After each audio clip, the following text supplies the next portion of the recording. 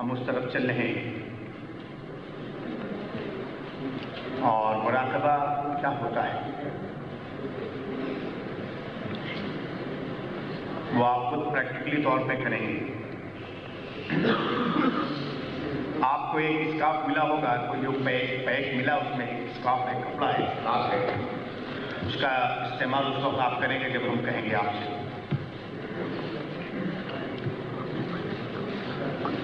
وہ اصل میں بنیادی چیز یہ ہے کہ ہم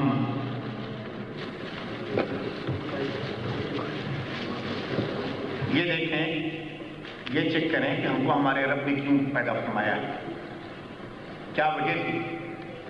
آسمان تھے, زمین تھی, پہاڑ تھے, دریا تھے, سمندر تھے, جنگل تھے, سب کچھ تھا, اسکائی, ارتھ, ہر چیز. پھر کیا ضرورت تھی یہ انسان کو پیدا کرنے کی, اور کیوں پیدا فرمایا؟ اس چیز کو دیکھنا. ہم آئیں, اللہ کی بارگاہ بے نیاز میں حاضری دیں اور رب تبارک و تعالیٰ سے ہدایت دی کہ مولا تو نے ہمیں کیوں پیدا فرمایا.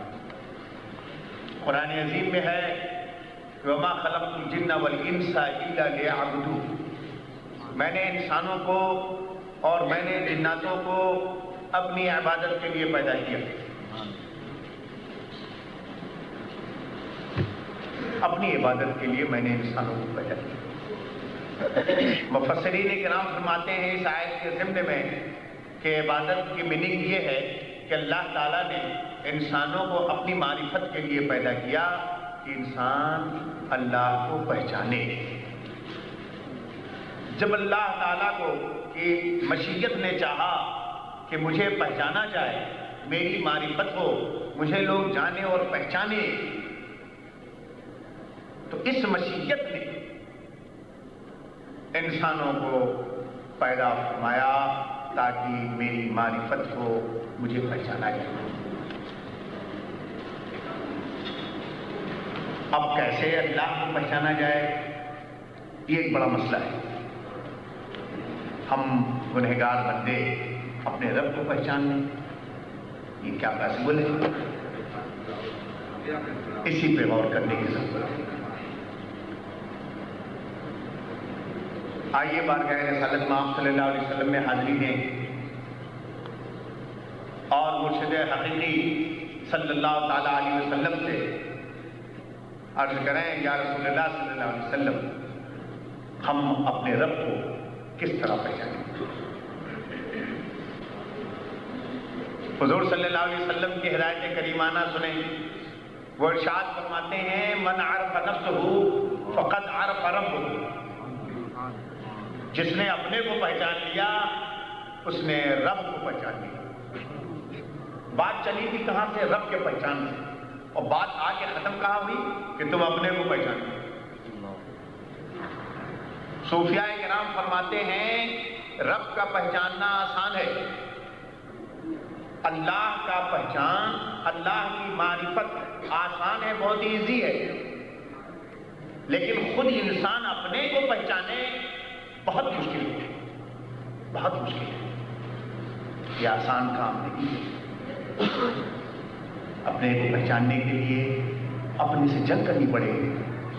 اپنے کو پہچاننے کے لیے اپنے سے جہاد کرنا پڑے گا. اپنے کو پہچاننے کے لیے ہم کو دنیا سے دشمنی بول دینی پڑے گی. اپنے سے پہچاننے کے لیے حب دنیا کو نکالنا پڑے گا باطن سے. اپنے کو پہچاننے کے لیے ہمیں حب جاہ سے نجات حاصل کرنی پڑے گی. اپنے کو پہچاننے کے لیے ہمیں حسد اور بغض و عداوت سے دور ہونا پڑے گا. اپنے کو پہچاننے کے لیے یہ ہے روحانی بیماریاں.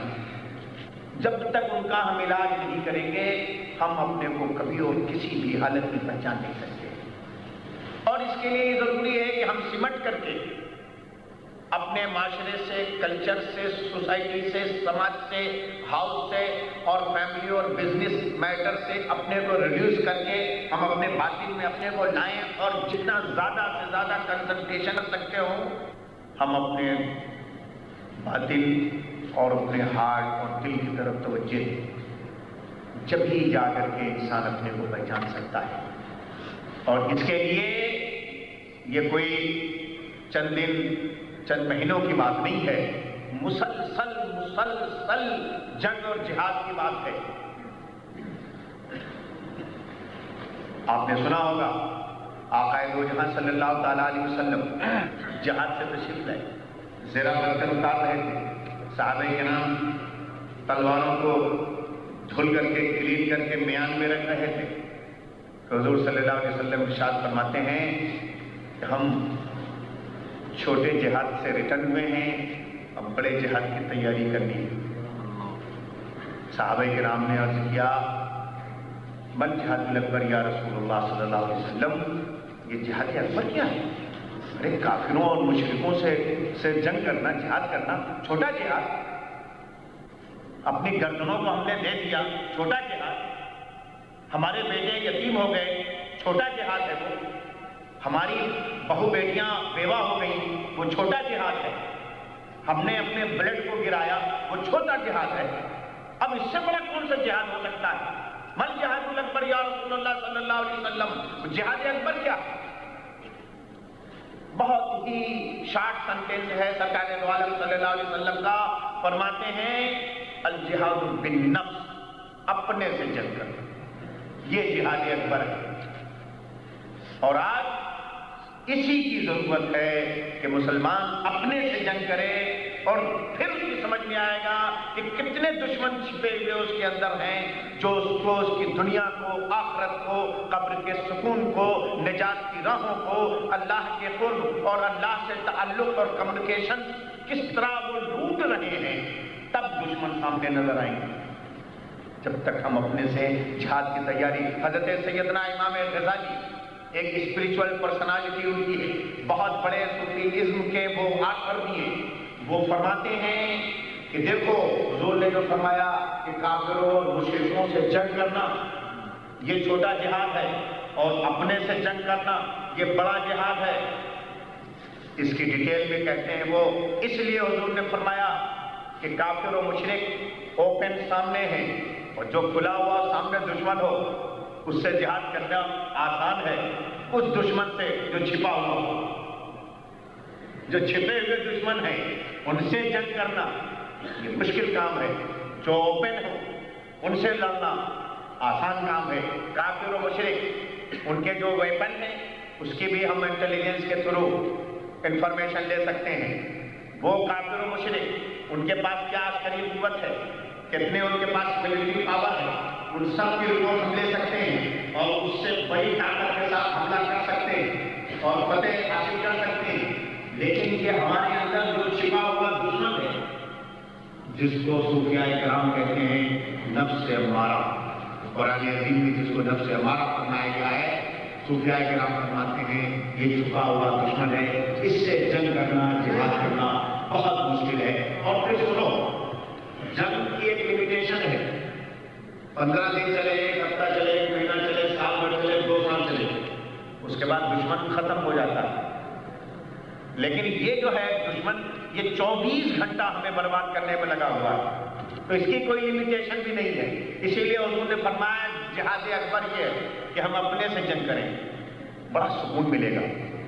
ہم اپنے اندر جب جھانکیں گے بڑا سکون، بہت پیس ملے گا، ہمیں اپنے گناہ نظر آئیں گے، ہم کو جب اپنے جرم نظر آئیں گے، ہماری بدکاریاں نظر آئیں گی، ہماری نافرمانیاں نظر آئیں گی، تو اس کا فائدہ سنو، اس جہاد اور جنگ کا سب سے بڑا فائدہ یہ ہوگا کہ جب ہم اپنے کو گنہگار سمجھیں گے، ہم اپنے کو سب سے زیادہ مجرم سمجھیں گے، ہم اپنے کو سب سے زیادہ خطاکار سمجھیں گے، ہم اپنے کو سب سے زیادہ سیاہکار سمجھیں گے، ہم اپنے کو اللہ کا سب سے بڑا نافرمان سمجھیں گے، ہم تمام لوگوں میں اپنے کو سب سے زیادہ چھوٹا سمجھیں گے، تو یہ وہ سچویشن ہوگی جہاں ہمارے ہارٹ کو بھی اور مائنڈ کو بھی دونوں کو پیس ملے گا۔ اس لیے کہ یہ کیفیت نفس امارہ کے لیے سب سے زیادہ مضر ہے تلوار کی گھات اور آگ کے انگارے۔ کسی دشمن کو اتنا نقصان نہیں پہنچا سکتے ہیں جتنا انسان اپنے گناہوں کو یاد کر کے کاؤنٹ کرے، کاؤنٹ کرنے کے بعد وہ باضابطہ طور پر اپنے رب کی بارگاہ بے نیاز میں اپنے گناہوں کو پیش کر کے توبہ و استغفار کی بھیک مانگے۔ یاد رکھ لو، اللہ تو بڑا کریم ہے، اس کی کریمانہ اور اس کی رحیمانہ قوت و طاقت کا ایک مظاہرہ میں آپ کے سامنے دیتا ہوں۔ یہ فاروق اعظم کا پیریڈ ہے، وہ خلیفہ ہیں، خلیفۃ المسلمین، اور مکہ مدینہ کی اسٹریٹ میں وہ نکلے، ادھر سے دیکھا ایک ینگسٹر آ رہا ہے اور اپنے کرتے میں کوئی بوتل پائے ہوئے اور وہ الکوہل تھا، شراب، ینگسٹر تھا، نوجوان تھا۔ جب وہ آتا ہے اور دیکھا فاروق اعظم کو تو فوراً بوتل کو اس نے چھپا لیا اپنے کرتے کے دامن کے نیچے۔ فاروق اعظم نے کہا ادھر آؤ، اس نوجوان سے۔ وہ ڈرتا ہوا سہتا ہوا آیا، رب کی کریمی اور صحیح انداز میں رب کی بارگاہ میں جھکنے کا دیکھو، وہ کوئی بوڑھا نہیں تھا، ایک نوجوان بچہ تھا، ینگ یوتھ تھا، وہ نوجوان تھا۔ اور یہ مدینے کی بات ہے، شراب کی بوتل اس کے ہاتھ میں تھی۔ اتنے میں فاروق اعظم نے پوچھا، اے بیٹے کیا ہے تیرے ہاتھ میں؟ اسی وقت وہ اپنے رب سے کمیونیکیشن کرتا ہے، مولا میرے ہاتھ میں شراب ہے لیکن تو لاج رکھے، فاروق اعظم کے سامنے مجھے ذلیل ہونے سے بچائی۔ اتنے میں پھر فاروق اعظم پوچھتے ہیں تو نے جواب نہیں دیا کہ تو نے کیا رکھا ہے؟ اس نے کہا سرکہ، ڈر کے مارے کہا سرکہ ہے، سرکہ ہے۔ فاروق اعظم یہ سرکہ ہے۔ فاروق اعظم نے کہا دکھاؤ، کرتا ہٹاؤ۔ اس نے جیسے ہی اپنا کرتا اٹھایا تو فاروق اعظم نے جو دیکھا تو سرکہ تھا، سرکہ تھا۔ اس لیے ایک بندے، اللہ کے ایک بندے کے سامنے ذلیل ہونے سے بچنے کے لیے جب اس نے اپنے رب کی بارگاہ میں اپنے کو پیش کر دیا تو رب ستار تھا، اس نے ستاری بنا۔ اس نوجوان کو فاروق اعظم کے سامنے ذلیل ہونے سے بچا لیا، اور جب اس نے دیکھا کہ واقعی یہ سرکہ ہو گیا ہے تو اس نے پھر اپنی زندگی سے ان تمام برائیوں کو ختم کر کے صرف اور صرف اللہ کے دربار میں حاضر ہو کر کے اللہ کی بندگی کا شرف حاصل کیا۔ تو وہ تو اتنا کریم ہے، بات ہم سے ہے، وہ تو اتنا کریم ہے کہ ہم نافرمانی کرتے ہیں۔ دیکھو ہمارا باپ، ہمارا ڈیڈ، ہم اس کی بات نہ مانے ڈانٹتا ہے، وہ پنشمنٹ کرتا ہے، وہ ہم اگر کسی حکومت کی بات نہ مانے سزا دیتے، ہم اگر کسی اپنے بڑے کی بات نہ مانے تو وہ برداشت نہیں کرتا ہے۔ لیکن اس کی کریمی دیکھو کہ ہم مارننگ میں، ایوننگ میں، ڈیز اینڈ نائٹ اس کی نافرمانی کرتے رہتے ہیں، لیکن کبھی بھوکا نہیں سلاتا، کبھی ننگا نہیں کرتا، کتنے گناہ کرنے کے باوجود بھی کبھی ذلیل و رسوا لوگوں کے سامنے نہیں کرتا۔ یہ اس کی ستاری جس کی کوئی حد و انتہا نہیں ہے، یہ اس کی غفاری جس کی کوئی حد و انتہا نہیں ہے۔ بس وہ یہ ضرور چاہتا ہے کہ میرے بندے اپنی تمام نافرمانیوں کے باوجود وہ اتنے بے لگام نہ ہو جائیں کہ میری غفوری اور ستاری کو فراموش کر دیں، آئیں اور میری بارگاہ میں روئیں، گڑگڑائیں، توبہ و استغفار کریں، مجھ سے دعا مانگیں، مجھ سے بھیک مانگیں، میری غفاری اور ستاری ان کو ٹھگ لے گی، چھپا لے گی۔ تو یہ ہے محاسبے سے یہ سب چیزیں حاصل ہوتی ہیں، بغیر محاسبے اور مراقبے کے یہ سب چیزیں نہیں حاصل ہو سکتی ہیں، اور یہ ہم تقریروں سے آپ کو بتا بھی نہیں سکتے ہیں۔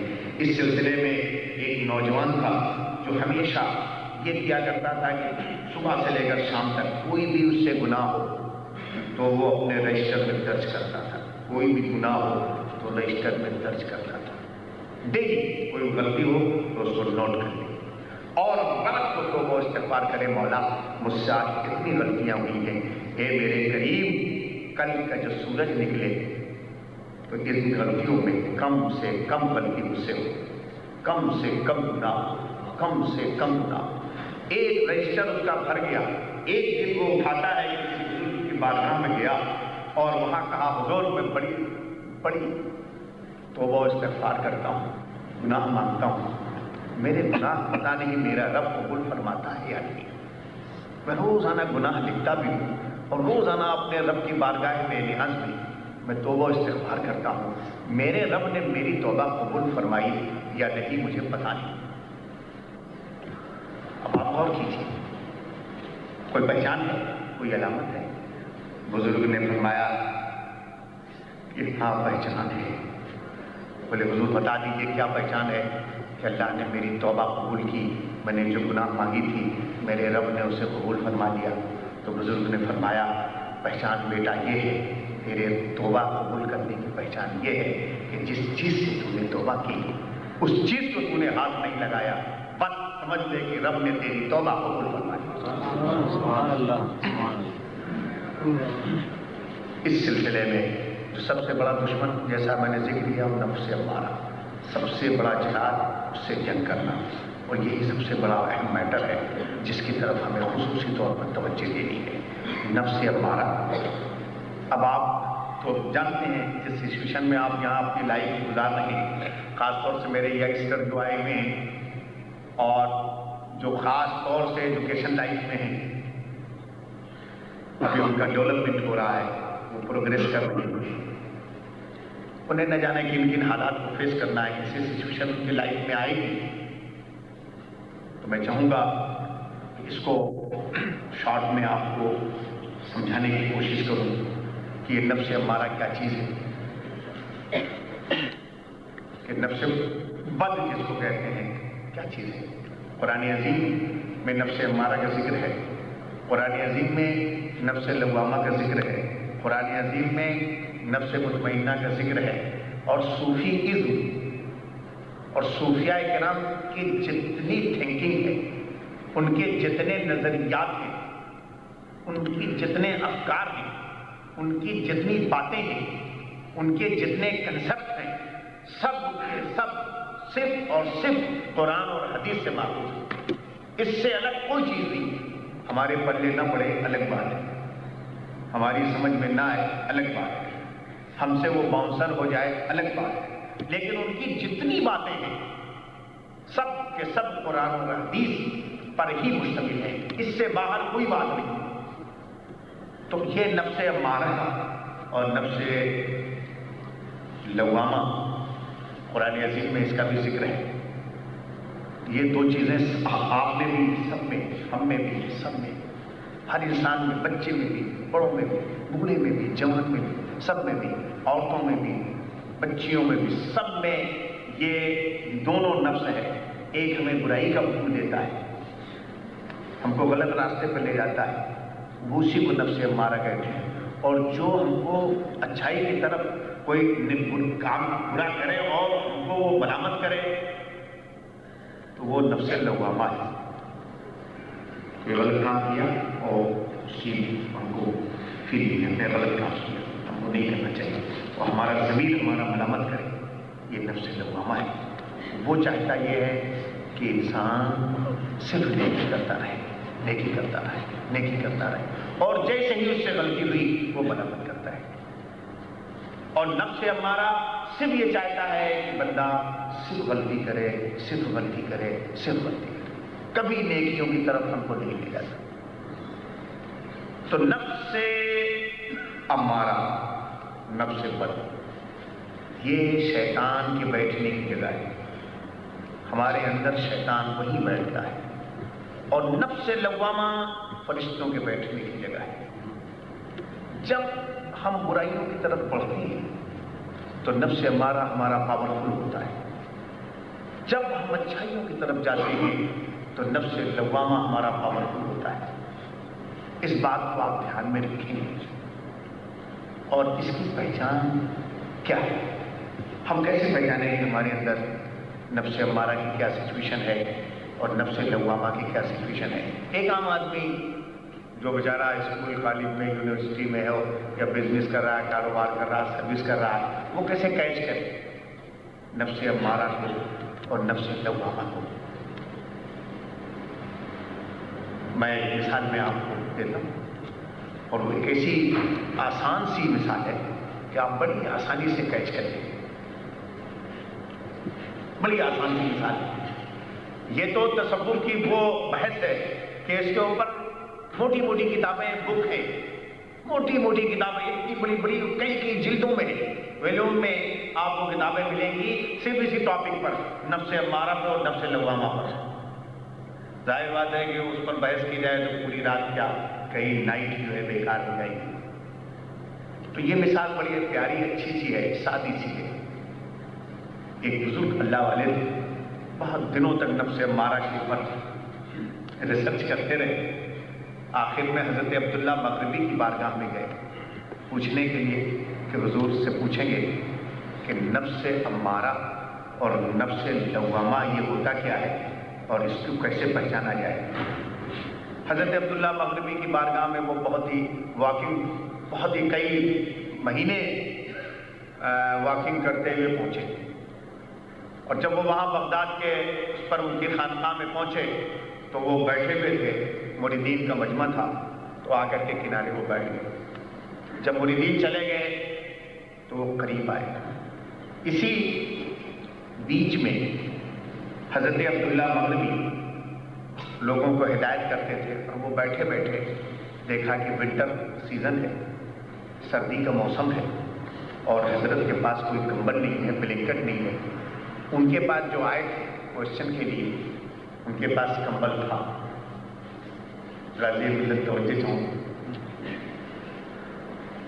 तो वहीं बैठे बैठे सोचते हैं कि हजरत के पास कंबल नहीं है, तो मेरे पास कंबल है, मैं प्रेजेंट कर दूंगा, नजर में पेश कर दूंगा, ताकि सर्दी का मौसम है तो हजरत को सर्दी न लग जाए। अभी ये दिल में ख्याल, देखिए अभी ये सोच रहे हैं वो खुद, और फिर वही सोचते हैं कि लेकिन एक बात तो है कि अगर मैं एक ही कंबल मेरे पास दे दूंगा तो फिर मेरे पास क्या रहेगा।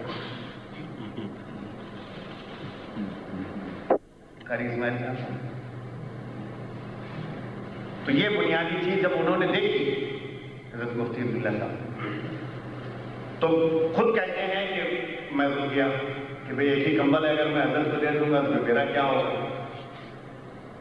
जब सब मजमा हटा, करीब आए, तो उन्होंने कहा तशरीफ लाइए, कहिए किस सिलसिले में आना हुआ। कि हुजूर मैं बहुत दूर से पैदल आपसे एक सवाल करने के लिए आया हूँ, इस मसले का हल चाहता हूँ। कहें, फरमाएं। कहीं कुरान अज़ीम में नफ्स अम्मारा का जिक्र है, नफ्स लवामा का जिक्र है। बहुत मैंने इस पर मेहनत की, स्टडी की, ये दोनों की पहचान और अलामत क्या है, मैं कैसे कैच करूँ कि मेरे अंदर नफ्स अम्मारा और लवामा की कैफियत कब पैदा होती है, कब जागती है। हज़रत अब्दुल्ला मगरिबी फरमाते हैं उनसे कि तुमने अभी तक नहीं समझा नफ्स अम्मारा नफ्स लवामा। कहें नहीं हुजूर। कहें जब तुमने ये सोच कहा था कि ये कंबल मुझे नजराने में दे दोगे तो ये तुम्हारा नफ्स लवामा था, और जैसे ही तुमने चेंज किया कि एक ही है, मेरा कल क्या होगा, ये नफ्स अम्मारा क्या है। देखें आप, तो इसीलिए प्रैक्टिकली तौर पर ये सब चीज को लेने की जरूरत है, ज्यादा रिसर्च करने की जरूरत नहीं। बिजी लाइफ है, टाइम नहीं इतना है कि आप बड़ी लंबी चौड़ी करके इसको ले सकते हो। बात समझो इसको, इस कंसेप्ट को अब आप अपने डेज और नाइट में इसको एडॉप्ट करने की कोशिश करें। जब आपका कदम मस्जिद की तरफ उठे तो ये समझ लेना कि ये नफ्स लवामा का कर्म है, और फरिश्ते वो तुम्हारी और हमारी मदद करते हैं। अगर कोई नेक काम के लिए दिल ने कहा तो ये नफ्स लवामा ने कहा है, और वो काम बीच में से अरे जाने दो, टाइम नहीं, फिर देख लेंगे, ये नफ्स अम्मारा की हरकत। जहां उसने नेकी से आपको रोकने की कोशिश की वो नफ्स अम्मारा की। तो सूफिया किराम हर लम्हे को चाहते हैं, सुबह शाम को, डेज एंड नाइट को, चाहे जो भी लम्हा हो, इस नफ्स अम्मारा की हरकत को कैच करना है। जब ही जाकर के हम इस फितने से अपने को बचा सकते हैं। सबसे बड़ा फितना ये, सबसे बड़ा दुश्मन ये, वो कहते हैं सबसे बड़ा काफिरों का काफिर हमारे अंदर छिपा हुआ है, वो नफ्स अम्मारा है। यही वो है कि जब हमें गुमराह करता है और इस पेशानी पर आकर के फिर हमको मगरूर और मुतकब्बिर बना देता है। ہمیں ایک پوزیشن میں رکھتا ہے کہ ہم کو سوسائٹی اور سماج میں لوگ سب سے بڑا دولت مند کہیں، سب سے بڑا ایجوکیٹڈ کہیں، سب سے بڑا پیر طریقت کہیں، سب سے بڑا عالم و امام کہیں، سب سے بڑا قاری و حافظ کہیں، سب سے بڑا بزرگ و بابا کہیں، سب سے بڑا پیسے والا کہیں، سب سے بڑا ایجوکیٹڈ، سب سے زیادہ محسن ملت، یہ وہی نفس امارہ کی حرکت ہے کہ انا ربکم الاعلی، انا ہمارے دل و دماغ میں لا کر کے ہماری ساری عبادات کو، ہمارے وجود کے تقدس کو اور ہمارے مقصد تخلیق کی جو سب سے بنیادی وجہ ہے اس کو ڈیمیج کر کے رکھ دیتا ہے، وہ یہی نفس امارہ ہمیں ابھارتا ہے۔ اسی لیے حضور صلی اللہ علیہ وسلم بڑی پیاری بات تم سے کہتے ہیں، سرکار تم سے کہتے ہیں، اور دیکھو کیا انداز تھا سرکار کا، اتنا پیارا انداز تھا، اور اس انداز میں اپنے رب سے دعا مانگتے تھے، اللہم اجعلنی فی عینی صغیرا واجعلنی فی اعین الناس کبیرا، مولا مجھے میری نگاہ میں چھوٹا بنا کے رکھا۔ دیکھو سب سے بڑا حملہ نفس امارہ پر یہ ہوگا کہ ہم اپنے کو چھوٹا بنا کے رکھیں، اپنی نگاہ میں ہم چھوٹا بنا کے رکھیں۔ جیسے ہی کوئی تعریف کرے آپ کا جواب ہی ہے، آپ کی خدمات جلیلہ اور آپ کا خطاب اور آپ کی بزرگی اور آپ کا فن اور آپ کا یہ علم و فضل اور آپ کی دولت، جیسے ہی تو سمجھ لو کہ وہ نفس امارہ جو ہے اب تم کو بڑھا رہا ہے، لے جا رہا ہے انا کی طرف۔ اس وقت حضور کی اس دعا کو فوراً اپنی سب سے بڑی شلٹر بنا لینا، جو حضور فرماتے ہیں اللہم اجعلنی فی عینی صغیرا، مولا یہ تو مجھے بڑھا رہے ہیں لیکن تو مجھے اپنی نگاہ میں سب سے چھوٹا رکھ، میں میری نگاہ میں سب سے چھوٹا رکھ۔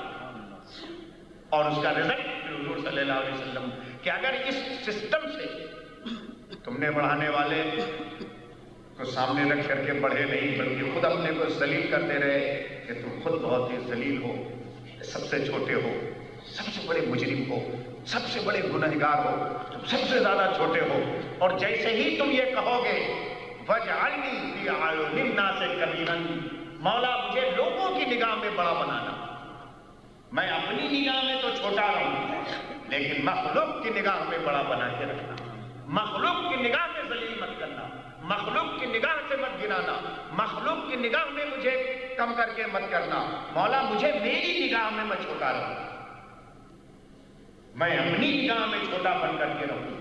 اس لیے یہ ایک ایسا راز ہے، اس دعا میں ایک ایسا راز ہے مولا اور بندے کے درمیان میں کہ حضور صلی اللہ علیہ وسلم نے ہدایت کے طور پر اس دعا کو اللہم اجعلنی فی عینی صغیرا، مولا مجھے میری نگاہ میں چھوٹا رکھنا، میں اپنی نگاہ میں چھوٹا رہوں، اس لیے کہ کبریائی صرف اور صرف تیری شان کے لائق ہے، اللہ اکبر، صرف اور صرف تو ہے، تیری ذات ہی کو کبریائی، تیری ذات ہی کو کبریائی لائق ہے اور تیری ہی شان کے لائق کبریائی اور عظمت ہے۔ اس لیے مولا میں تیرے جیسے اللہ اکبر اور تجھ جیسے اللہ اکبر کے سامنے تیری کبریائی کی بارگاہ میں سب سے چھوٹا رہنا چاہتا ہوں، اللہم اجعلنی فی عینی صغیرا، مجھے چھوٹا رکھ، اور اس کا پھر رزلٹ وَاجْعَلْنِي فِي أَعْيُنِ النَّاسِ كَبِيرًا، مجھے لوگوں کی نگاہ میں، مخلوق کی نگاہ میں مجھے بڑا بنا کر کے رکھنا۔ جب انسان اپنی نگاہ میں چھوٹا رہتا ہے تب وہ مخلوق کو ظلم، مخلوق کو تشدد، مخلوق پر کسی طرح کی نفرت، مخلوق کے ساتھ چاہے وہ بیٹا ہو، مخلوق کے ساتھ چاہے وہ باپ ہو، چاہے دوست ہو، چاہے وہ پارٹنر ہو، چاہے وہ فرینڈ ہو، چاہے پڑوسی ہو، چاہے کوئی بھی ہو، وہ مخلوق کے سامنے ظلم نہیں کر سکتا ہے اگر وہ سب سے چھوٹا اپنے کو سمجھتا ہے۔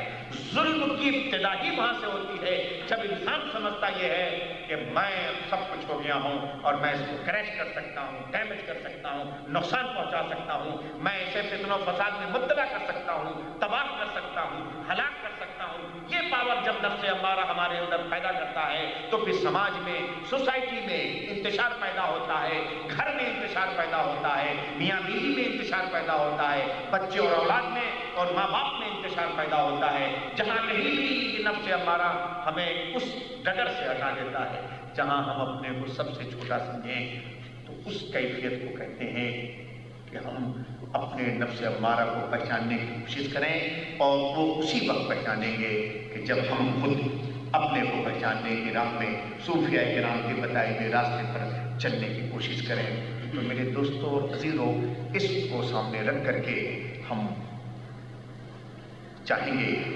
कि अपने जब मुराक़बे में हम बैठें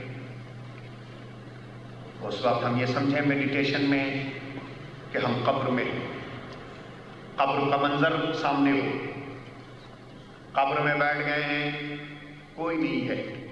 अरे वो हमारा बाप जिसने पाला पोसा, माँ वो भी नहीं, भाई वो भी नहीं, कोई नहीं कब्र में। हमारी औलाद वो भी नहीं कब्र में। कौन है? कोई नहीं है। हम हैं और हमारा रब है। इस कंसेप्ट और इस तसव्वुर के साथ हमें मेडिटेशन में बैठना है। इसलिए कोई चीज़ को प्रैक्टिकली तौर पे करने के लिए जो उसकी ज़रूरी चीज़ें हैं, गाइडेंस है, वो उसको आपको अपने माइंड में मेकअप करना होगा। इस कंसेप्ट के साथ कि हमारा रब्बे करीम है, हमारी गुनाहों का बोझ है हमारी गर्दनों पर, और रोज़ाना सुबह शाम हमारे इतने गुनाह हैं कि अगर रब तबारक व तआला अपना अदल फरमाए तो ज़मीन धंस जाए, ज़मीन फट पड़े और उसमें हम धंस जाएं, जब भी हमारे गुनाह की तलाफी नहीं हो सकती। हमें आग में डाल दिया जाए, जब भी हमारे गुनाहों की तलाफी नहीं हो सकती है। इतने जराइम हैं, इतने गुनाह हमारे हैं। इस कंसेप्ट के साथ हम बैठें और फिर अपने नफ्स अम्मारा की उन हरकतों को काउंट करें, गिनें, हमने कौन सा जुर्म किया, कब किया, किसके साथ किया, क्यों किया हमने। इन तमाम जुर्मों को याद करें, याद कर करके अपने रब की बारगाह बेनियाज़ में उसको मौजूद हकीकी समझ करके कि मेरा रब करीम मौजूद है और मैं उसके बारगाह आलिया में अर्ज कर रहा हूँ, मैं उससे अपने गुनाहों की भीख मांगता हूँ। इसलिए कि उसका वादा आपसे ये है कि जब मैं किसी बंदे पर भलाई करता हूँ तो उसकी बुराइयों को, उसके गुनाहों को, उसके ऐब को, उसके जुर्म को मैं उसे दिखा देता हूँ। उसको उसके गुनाह याद आते हैं, और जब भलाई नहीं करता हूँ तो गुनाह करता रहता है, गुनाह याद नहीं आते। जुर्म करेगा, जुर्म याद नहीं होगा, जुर्म समझ के जुर्म न करेगा।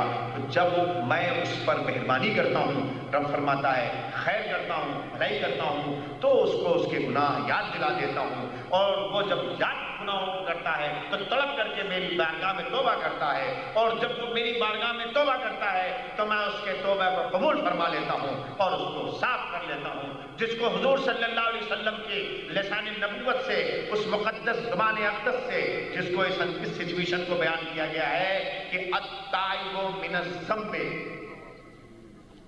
कमल ला ज़म्बा लहू, गुनाहों से तौबा करने वाला ऐसा जैसा कि उसने गुनाह किया ही नहीं, उसने गुनाह किया ही नहीं। तो ये मुराक़बा हमको अपने रब से करीब करता है, हमको अपने रब से करीब फरमा देता है। मुहासिबा हमको हमारे रब से करीब फरमा देता है, और उससे जो कम्युनिकेशन का सही जो उसका जो एनर्जी है वो हमें अता फरमाता है। हमारा मुहासिबा और हमारा मुराक़बा, हम अपने रब से इतने करीब हो जाते हैं। रब तबारक व तआला बहुत करीब हमसे है, लेकिन हम रब तबारक व तआला से बहुत दूर हैं। ये मुराक़बा हमको अपने रब से करीब कर देता है, और फिर वो तो करीब है, उसकी करीबी में तो अगर बात की जाए तो एक रात क्या हज़ारों रात कम हो सकती है। लिहाजा मेरे दोस्तों और जवानों, तुम आज के इस रात को और इन लम्हात को अपनी ज़िंदगी का कीमती सरमाया समझो कि रब तबारक व तआला ने जो हमें तौफीक दी, हम यहाँ जमा हुए और हम सिमट करके अपने अंदर आ गए। और अब वो मौका हमें मिल रहा है कि जहाँ हम खुद अपना मॉरल ऑडिट करेंगे, हम अपने गुनाहों जुर्मों को کو دیکھ کر کے پشیمانی کریں گے اور اس پر اپنے رب کی بارگاہ میں توبہ و استغفار کی بھیک مانگیں گے، رب تبارک و تعالیٰ کا کرم اور فضل ہوگا۔ آپ پھر اس کے بعد محسوس کریں گے کہ آپ کی باڈی، آپ کا ٹینشن اور ڈپریشن والی کیفیت جو ہو جاتی ہے، خود بخود ایک غیبی طاقت آپ کو محسوس ہوگی جس کے شلٹر میں آپ چل رہے ہیں۔ آپ جسم ہلکا ہوگا، آپ کو کانفیڈنس حاصل ہوگا، یقین کی دولت ملے گی آپ کو، اور آپ کو محسوس ہوگا کہ ہم کو زندگی کا کیا طریقہ ہے، ایز اے بلیور اور ایز اے مومن ہم کو کس طرح زندگی گزارنا چاہیے۔ وہ آپ کو پھر وہ تمام راہیں رب تبارک و تعالیٰ عطا فرماتا ہے۔ والذین جاہدوا فینا لنہدینہم سبلنا۔ رب کریم کا وعدہ کریمانہ ہے کہ جو لوگ بھی ہماری راہ میں کوشش کریں گے ہم انہیں اپنی راہ دیں گے۔ ہم اگر اس کی راہ میں توبہ و استغفار کی راہ میں چل کر کے توبہ و استغفار کی بھیک مانگیں گے تو رب کا یہ وعدہ ہے کہ ہم تم کو توبہ و استغفار کی توفیق دیتے رہیں گے۔ توبہ و استغفار کی توفیق تمہیں ہمارا قرب ادا کرے گی، اور دنیا کی مصیبتیں، حب جاہ، حسد، غیبت، بغض، کبر، غرور، یہ جتنی روحانی بیماریاں ہمارے اندر ہیں جو ہم کو نظر نہیں آتی ہیں، ہم ظلم کرتے ہیں پھر بھی اپنے کو ظالم نہیں سمجھتے ہیں، ہم غیبت کرتے ہیں پھر بھی نہیں سمجھتے ہیں کہ ہم غیبت کرنے والے ہیں، ہم حسد کرتے ہیں پھر بھی نہیں سمجھتے کہ ہم حاسد ہیں، ہم جلیسی کرتے ہیں پھر بھی ہم نہیں سمجھتے کہ ہم جلیسی کرنے والے ہیں۔ جب یہ سچویشن ہمارا قلب اور باطن کلین ہوتا ہے تو یہ سچویشن خود ہمارے سامنے ہوتی ہے کہ نہیں ہم حسد کرتے ہیں، نہیں ہم غیبت کرتے ہیں، نہیں ہم کسی کا حق مارتے ہیں، نہیں ہم اللہ کی نافرمانی کرتے ہیں۔ اس سچویشن میں ہم روحانی بیماریوں کا سارا مرض جو ہمارے اندر چھپا ہوا ہے وہ خود بخود اوپن ہو کر کے ہمارے سامنے آتا ہے۔ رب کا وعدہ کریمانہ ہے تم ہماری راہ میں کوشش کرو گے ہم تم کو اپنی راہ بتائیں گے، کس طریقے سے حسد سے نجات ہو، کبر سے نجات ہو، غرور سے نجات ہو، برائیوں سے نجات ہو، نافرمانیوں سے نجات ہو، یہ راہیں ہم خود تمہیں بتائیں گے۔ اور جب وہ کرم فرماتا ہے تو ہزاروں راستے انہی انسانوں میں سے ملتے ہیں جو ہمارا ہاتھ پکڑ کر کے ہم کو راہ مولا میں کامیابی کے ساتھ لے چلتے ہیں۔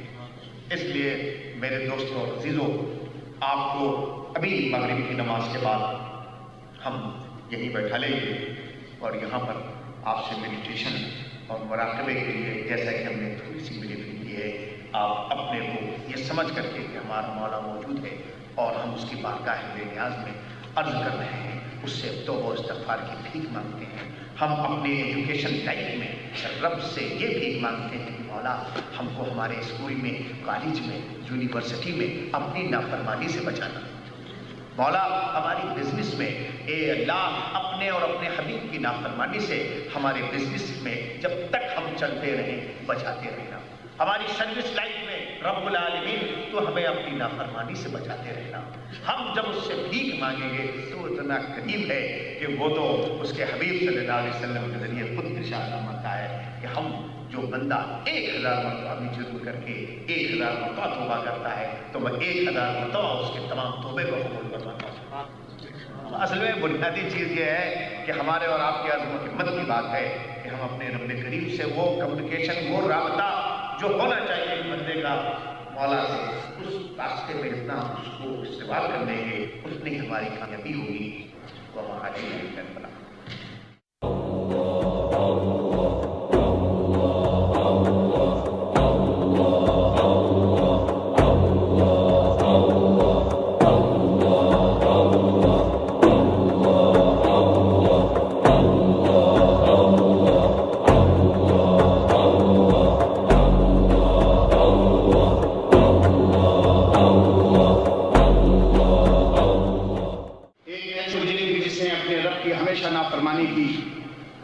نافرمانی میں زندگی گزارا، ایک ایسے مجرم کی حیثیت سے جو اقراری ہے، جو دنیا کا ستایا ہوا ہے، زمانے کا ٹھکرایا ہوا ہے، جو دکھ و درد میں مارا ہوا ہے، جس کو ٹیس پہنچی ہے، درد پہنچی ہے، جس کا باطن بکھرا ہوا ہے، جس کا ظاہر سسکا ہوا ہے، جو موقع نہیں دیتی دنیا کہ رب کی بارگاہ میں جا کر مجرمانہ طور پر گناہوں کی معافی چاہے، جس کا سچویشن، جس کی لائف، جس کے پرابلمز ایسے ہیں کہ وہ رب تک اپنے گناہوں کو پیش کرنے کا موقع ہی نہیں دیتے۔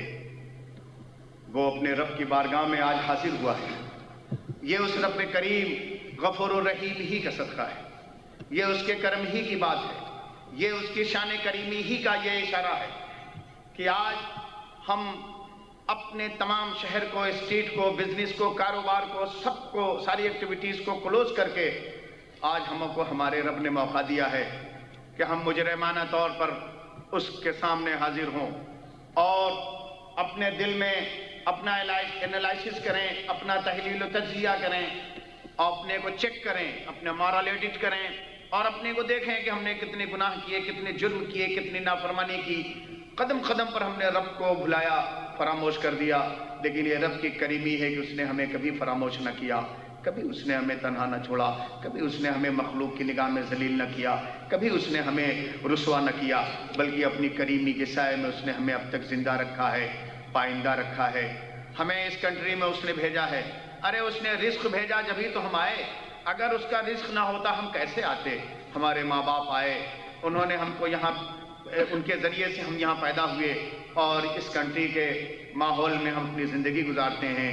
تو آج اتنا جب اچھا موقع ہے، کریم کی کریمی آج ہمارے سامنے دستگیری کر رہی ہے اور اس کا سایہ ہم پر، ہم گنہگاروں پر آج ہے، تو لو اور اس رومال کو اپنے سر پہ ڈھانک لو، اپنے سر پہ ڈھانک لو اور یہ سمجھو کہ یہ ایک کفن ہے جس کو ہمیں دے دیا گیا ہے۔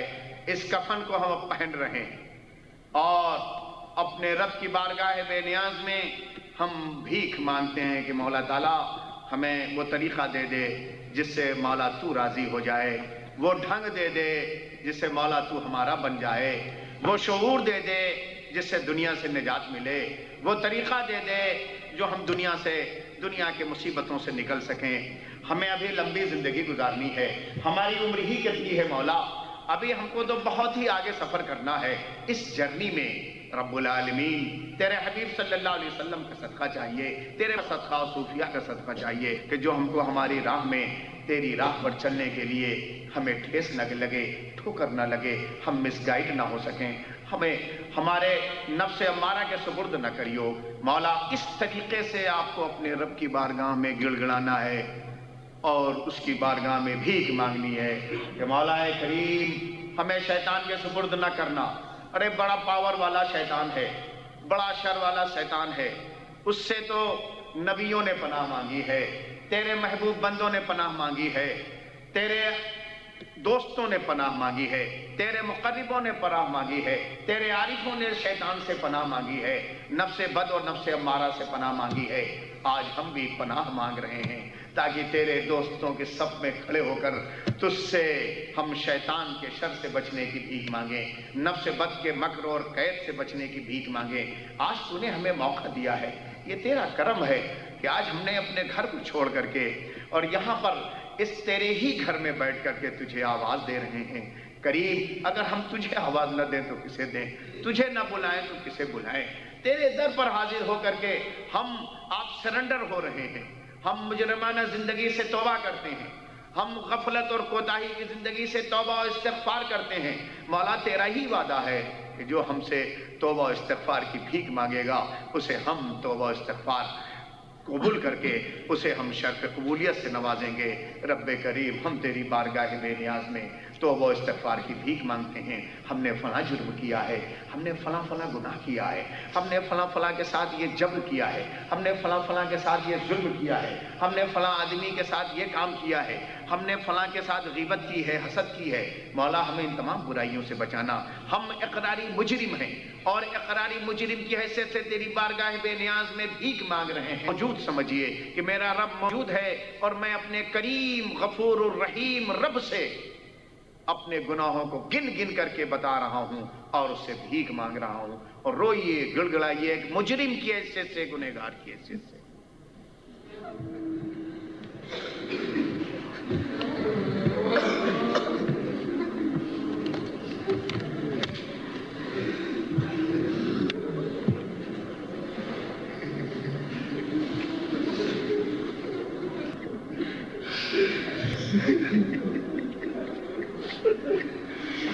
Oh my Allah.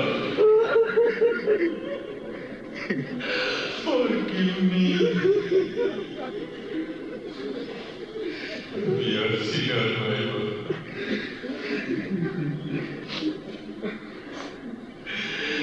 Ya Allah, Tuhan Maha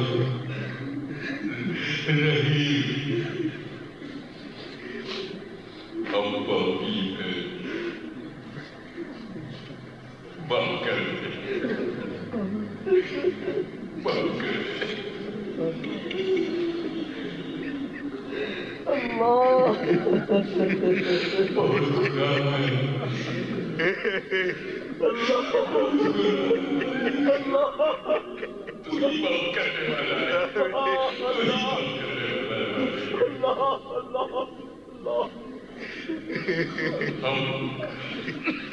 हम गुनहगार हैं, हमें न दे, अपने नबी के सदके महबूब अली गौसुल खैर, हम सारे बाकी कटरी ले आए, हम कैसा करते हैं,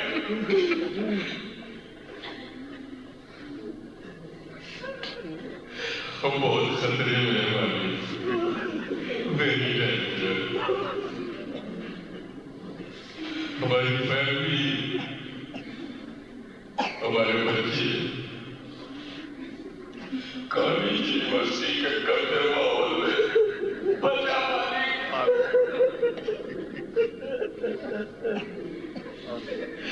इन गोरों के बाजों की गंदगी से बचा मालिक।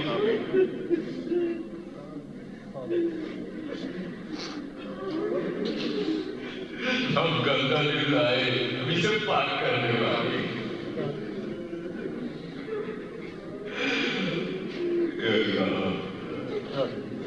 हम मुझी बन के आ गए, हमें अपने जीव को कहकरा दिया, मेरे अल्लाह, जो कुछ बुरा खाया पिया माफ कर।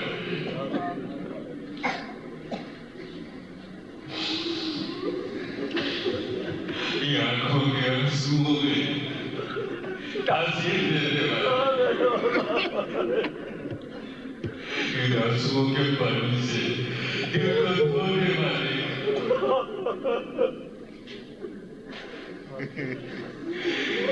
यही ग्रहण के माहौल में हमारे ईमान अमल को बचा, इन हाथों से हमने जो गलती की, हमने जुबान से जो गुनाह किया, हमने आंखों से तो पाप किया,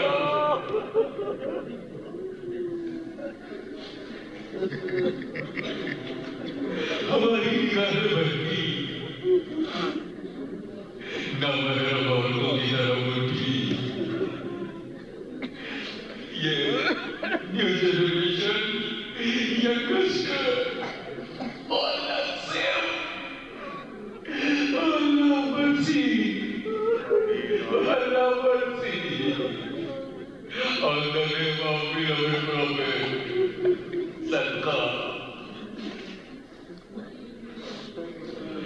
हमने हमारे हदीस का वर्ड ज्यादा इसलिए ये तौबा की जाए, इसके साथ हमारे गुनाह अदा कर दे अल्लाह, अल्लाह हमारी बहू बेटियां माँ बहनें इनसे भी भूल हुई, अब करार करते हैं अपने जुर्म का, हम मानते हैं अपने गुनाह, आप उससे नहीं कहे, तुझसे कहे, हाजिर है, नाजिर है, मौजूद है,